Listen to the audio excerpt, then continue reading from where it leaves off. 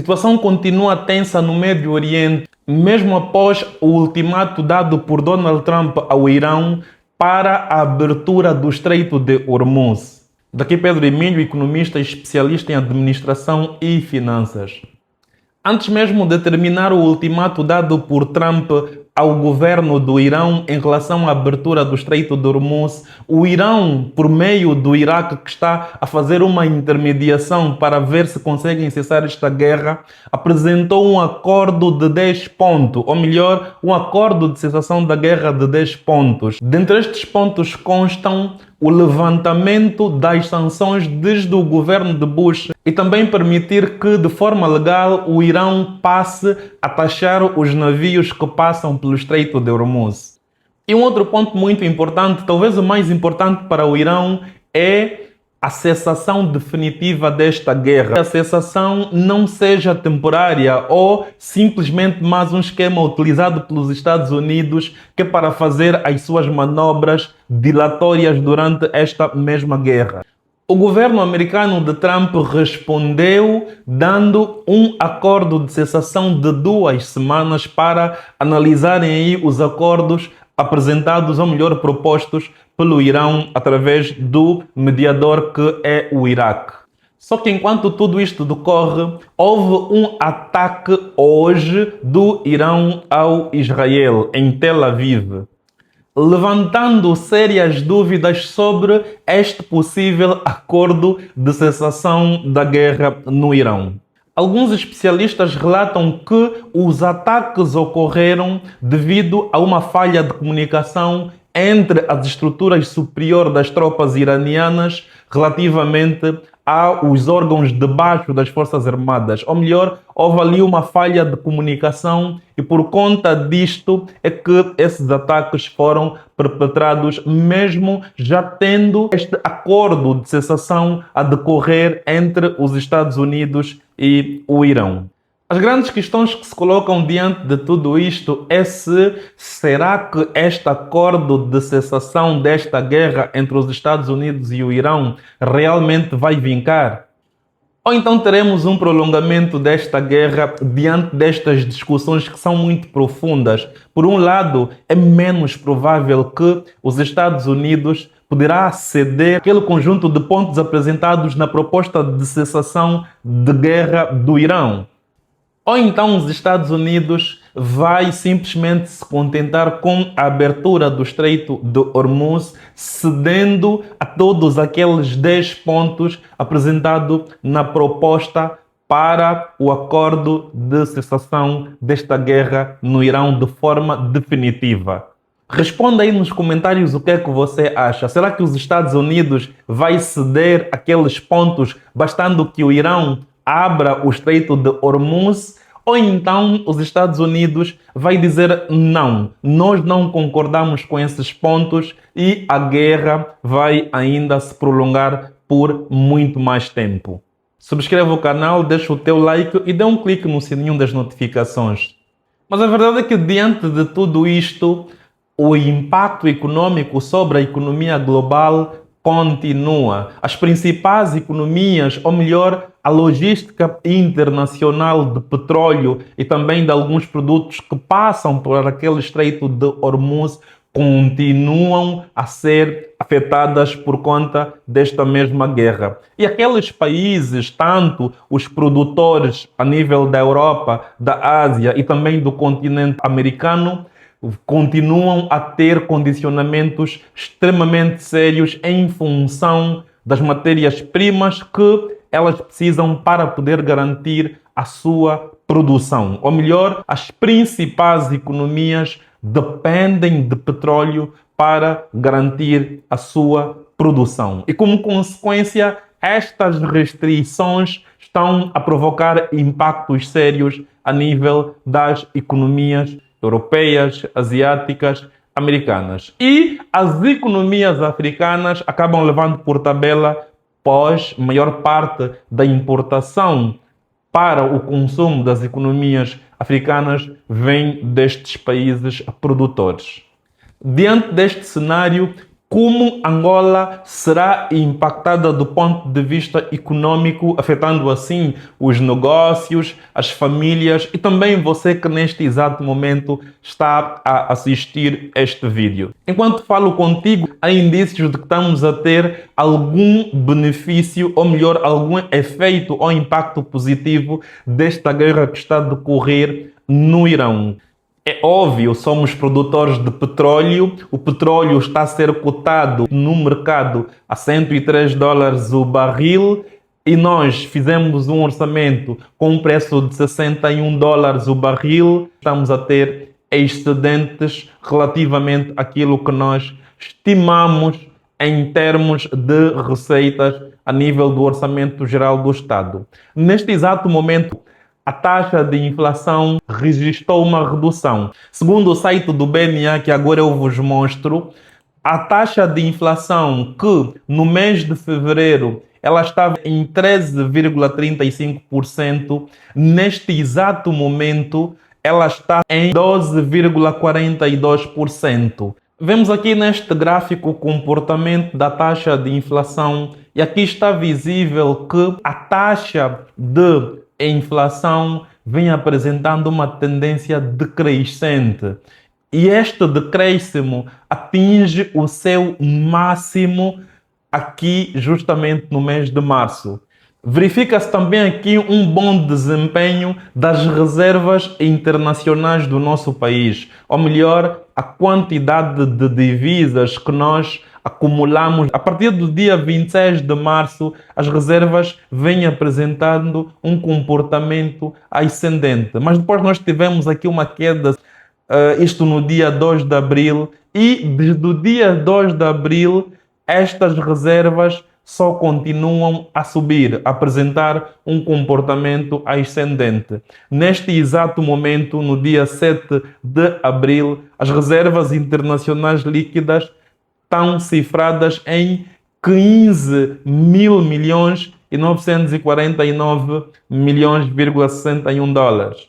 Lembre-se, tudo por conta do facto de nós sermos um país exportador de petróleo. E como neste exato momento o petróleo está em alta, ou melhor, o preço do petróleo está neste exato momento a ser cotado a 103 dólares o barril, muito alto quando comparado ao preço que nós estimamos para fazer o nosso Orçamento Geral do Estado do ano de 2026, que consideramos um preço do barril de petróleo de 61 dólares, é expectável este comportamento a nível das reservas internacionais. Vamos agora dar uma olhada para o comportamento da taxa de câmbio.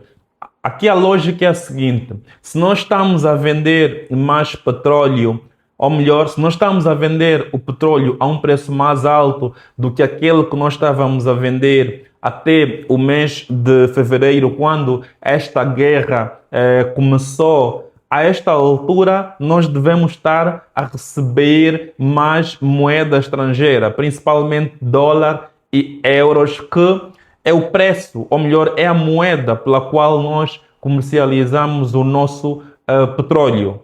É então expectável que as nossas divisas aumentem e, como consequência, a nossa taxa de câmbio, ou melhor, a taxa de câmbio do dólar, ou melhor, do Kwanza face ao dólar reduza, e também a taxa de câmbio do Kwanza face ao euro reduza. Lembrando aqui que a taxa de câmbio corresponde à quantidade de Kwanzas que você precisa para adquirir uma unidade de uma moeda estrangeira. Quando estamos a dizer que a taxa de câmbio do euro é de 1000 Kwanzas, isto quer dizer que você precisa de 1000 Kwanzas para adquirir uma unidade de euro. O mesmo acontece com dólar. Se é de 900 Kwanzas cada dólar, isso quer dizer que você precisa de 900 Kwanzas para poder adquirir uma unidade de dólar. Vamos então olhar aqui neste site do BNA como é que está a se comportar a taxa de câmbio. Porque, lembre-se, o nosso país é um país importador. Ela importa uma boa parte de tudo aquilo que nós consumimos. Quanto mais alta for a taxa de câmbio, mais cara serão as nossas importações. E quanto mais baixa for a nossa taxa de câmbio, mais baixa serão o custo das nossas importações. E por que isso é importante? Porque quando o custo das nossas importações são altas, os preços na nossa economia tendem a subir. Então vamos olhar de que forma é que está a se comportar a taxa de câmbio. Olhando aqui neste gráfico para o dólar, nós temos o dólar a se comportar sem nenhuma variação, ou melhor, ela está a se comportar de forma fixa. Temos 912,131 kwanzas para cada unidade de dólar americano. Se você quiser comprar uma unidade de dólar americano, você vai adquirir a 912,131 kwanzas. Isso se você for adquirir ao BNA, mas na verdade você adquire nos bancos comerciais e normalmente os bancos comerciais sobre essa taxa do BNA acrescentam uma margem que em banca se chama de spread e depois quando você for adquirir, você vai adquirir a este preço divulgado pelo BNA mais o spread que o banco comercial utiliza para te vender então esta moeda estrangeira. A taxa do BNA é a taxa de referência. Como você não quer olhar para a taxa de vários bancos e olhar para uma média, então você se concentra já para a taxa do BNA, porque dependendo de como vai se comportar essa taxa, as taxas nos bancos comerciais também tenderão a alterar-se. E para o caso do dólar, ela tem um comportamento fixo a nível do BNA. Conseguimos ver aqui que ela continuou com este comportamento fixo até o dia 7 de 4 de 2026. 912,131 kwanzas. Vamos agora olhar para o euro, que também é uma moeda que normalmente nós em Angola utilizamos para adquirir as nossas importações. Verifica-se neste gráfico que desde 1 de abril que a taxa de câmbio vinha apresentando um comportamento descendente até o dia 2 de abril, mas a partir do dia 2 de abril a taxa de câmbio foi apresentando um comportamento ascendente, ou melhor, a taxa de câmbio do kwanza para o euro foi subindo. É possível verificar aqui que, embora estejamos a ter um comportamento ascendente das reservas internacionais, a taxa de câmbio para o euro vai tendo um comportamento ascendente. Aqui levantam-se um conjunto de questões. Se nós estamos então a receber reservas internacionais, como demonstrou o gráfico, por que afinal que a taxa de câmbio para o euro está a ter este comportamento ascendente? Supostamente ela devia ter um comportamento descendente porque nós estamos a receber mais divisas. Pode-se levantar a hipótese de que esteja a haver uma pressão sobre as reservas internacionais face aos níveis de importação que se pretende fazer devido à alteração dos preços dos bens que nós importamos lá fora. É uma hipótese que pode se levantar aqui. E, por outro, o facto de você estar a receber reservas internacionais derivado deste aumento do preço do petróleo não significa que vá impactar logo de imediato a taxa de câmbio ou as taxas de câmbio. Pode levar algum tempo até que estas taxas de câmbio reflitam estes benefícios que estão a vir dos efeitos desta mesma guerra que está a acontecer no Médio Oriente. Dizer que é uma questão de deixar o tempo passar e ver como é que as coisas vão se comportar. Pois a guerra tem apenas 1 mês e 10 dias, se nós tivermos que olhar nesta perspectiva. E é muito importante lembrar que, apesar dos efeitos positivos que derivam do aumento do preço do petróleo para Angola, que produz petróleo, exporta, e qualquer aumento do preço do petróleo representa um benefício para o nosso país, nós também somos um país que importa a maior parte das coisas que nós consumimos a nível interno. seja bens de capital ou bens de consumo corrente, como por exemplo os derivados de petróleo, como gasóleo e gasolina, que nós precisamos para abastecer os nossos carros, as fábricas e também as maquinarias que funcionam a nível do nosso país.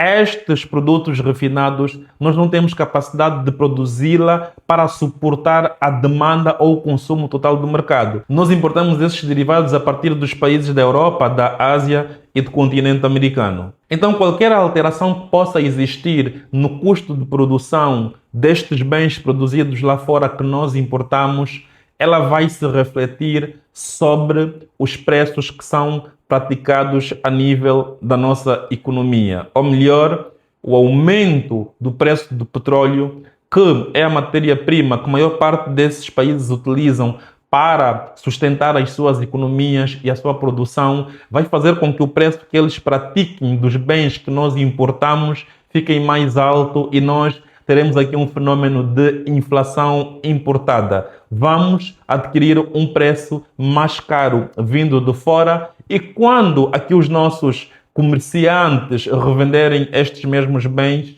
vai chegar ao consumidor final a um preço mais alto, criando aquele fenômeno que nós chamamos em economia de inflação, a subida generalizada dos preços na economia. Então, pode-se dizer que os efeitos desta guerra sobre a economia angolana são positivos, mas com a existência da possibilidade de graves riscos derivados do facto de nós sermos um país que importa uma boa parte dos bens que consome. E qualquer alteração drástica no preço destes bens que nós consumimos a nível interno, nestes países que produzem estes bens, pode colocar em risco este conjunto de impactos positivos que nós estamos a ter derivado do aumento do preço do petróleo.